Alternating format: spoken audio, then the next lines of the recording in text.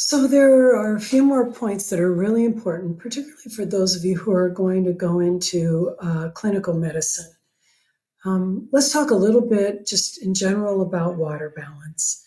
The human body is mostly water. When people talk about the evolution of life on planet Earth, they often poetically describe the lifestyle of creatures like us that live on land as the fact that we carry the ocean inside of our cells.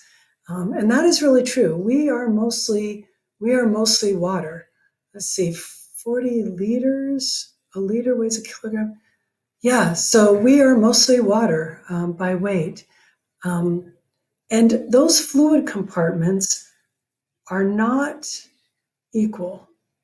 Hmm. This is particularly important for those of you who are going to be interpreting blood test results in the future. When we take a sample of a patient's blood, we are taking a small sample of one of their extracellular fluid compartments. The extracellular fluid compartment is described as the interstitial compartment, which is all the little bits of fluid that is wrapped around all of our living cells.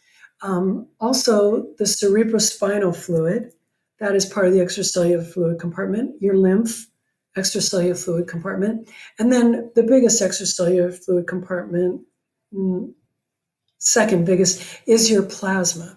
So when we're looking at a patient's blood, we will be looking at the cells that are in their blood, and then we will be looking at their plasma. And their plasma is a sampling of the extracellular fluid compartment.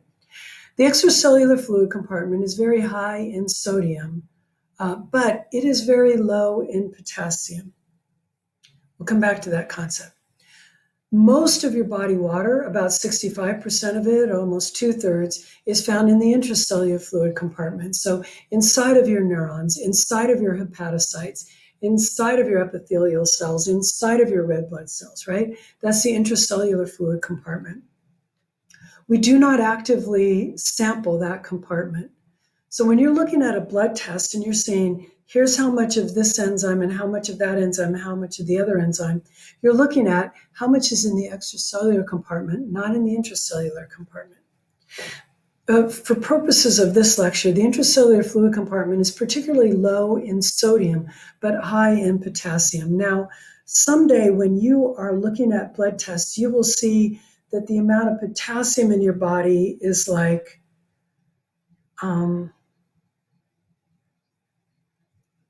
1/20th of the amount of sodium and on that blood test. And so it is natural for people, even MDs, that are looking at blood tests all the time, to have this picture in their head that when they're looking at a human body, that if they had to add up all the sodium and all the potassium, that there would be more sodium. No. In this whole body that's standing here, there's more potassium. Why don't you see that on the blood test? Because it's inside of the cells. And it needs to be that way. Remember the sodium potassium pumps? We spoke about them specifically when we were talking about what nerve cells do. But every cell in the human body has got these active transport pumps called sodium potassium pumps or sodium potassium ATPase. And for every cell in the body, they are pumping sodium out, pumping potassium in. And it's supposed to be that way.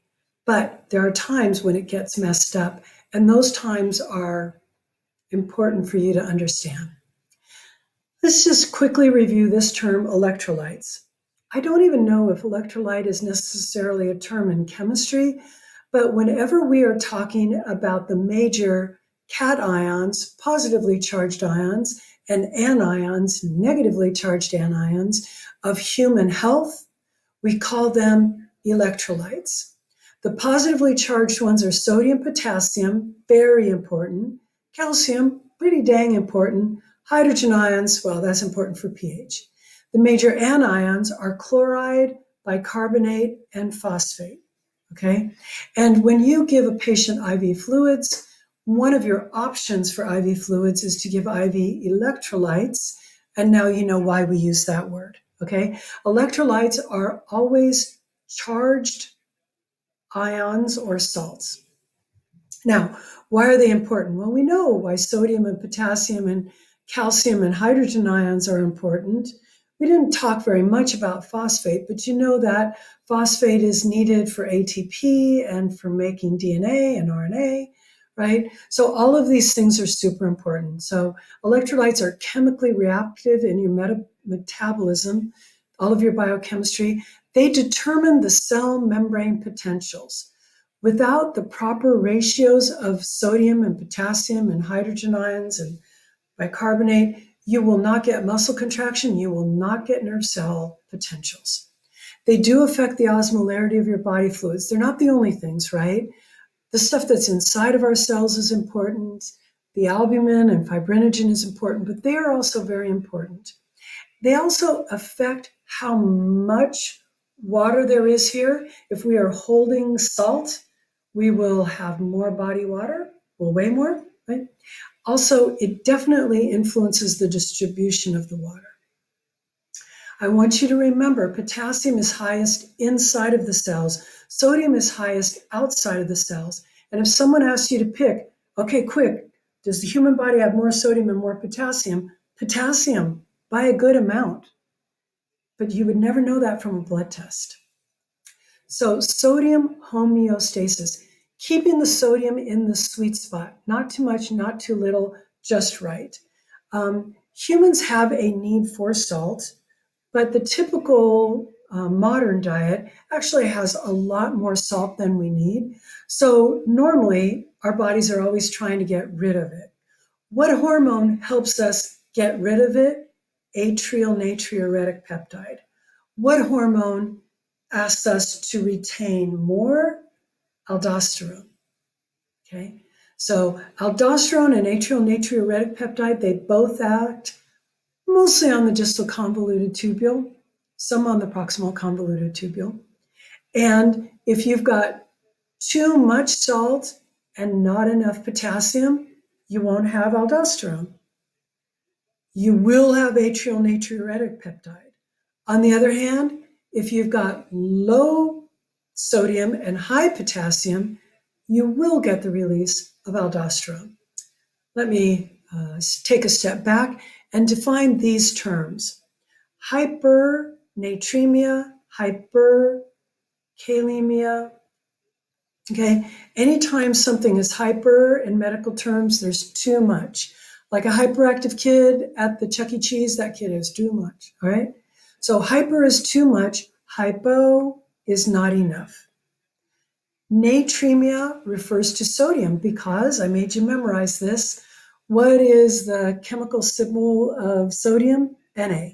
So hypernatremia, hyper too much, natremia, sodium. Hypokalemia, remember the chemical symbol for potassium is K, the letter K. So hypernatremia, hypokalemia, that is saying when the body has too much salt and not enough potassium, we will not get aldosterone. If the body had hyponatremia and hyperkalemia, then we would get potassium. Let's go ahead and add that to this slide. Hyponatremia and hyperkalemia causes release of aldosterone, causes the release of aldosterone, okay? Oh, also low blood pressure. Oh, I need an arrow. I'll put it in later. Causes an increase in angiotensin 2, causes release of aldosterone. And then when the aldosterone causes the body to retain sodium, then water would also stay, and that will cause more water, more blood volume, and elevate your blood pressure, right? So antidiuretic hormone, it'll increase blood sodium levels, will stimulate antidiuretic hormone release. Anything that makes your blood hypertonic will stimulate the release of antidiuretic hormone so that more body more water stays in the body by those aquaporins and the collecting duct, right? And atrial natriuretic peptide, its release will be stimulated by the opposite. It's the opposite of aldosterone. So high sodium, low potassium causes the release of atrial natriuretic peptide, or high blood pressure, atrial natriuretic peptide, right? So hypernatremia would be plasma sodium levels above 145 and hypo below 130. Please don't memorize these numbers. However, it's a pretty big number, right? 145, 140. Where do I have my potassium levels? Ugh, I don't have my potassium levels. Potassium levels are like 1/10 of this number. And so when you're looking at blood tests, you're like, oh, it looks like we've got 10 times as much sodium as we have potassium. No, in the extracellular fluid compartment, there normally is 10 times as much sodium as potassium. But inside the cells, it's the opposite, right? Now, what will cause hypernatremia? Hypernatremia, the most common cause of it will be that you're giving them IV normal saline or 0.9% NaCl, and the most common cause of hypernatremia is you did it, you as the medical professional giving them IV fluids. So that's the most common cause. And when there is hypernatremia, it'll cause the patient to retain water, and that increase in blood volume will cause high blood pressure, and the increase in water retention and high blood pressure will make their body have edema. Edema is an accumulation of fluid in the interstitial space. So in the extracellular fluid compartment, but around the cells, not inside of the blood vessels. So that can be caused by hypernatremia. It usually doesn't kill you, can cause high blood pressure.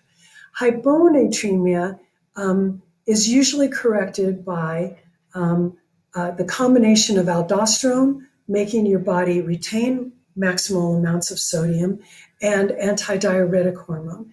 But it is possible for someone to be so obsessed with eliminating salt from their diet that they can make their salt levels too low, and that will cause tremendous body weakness.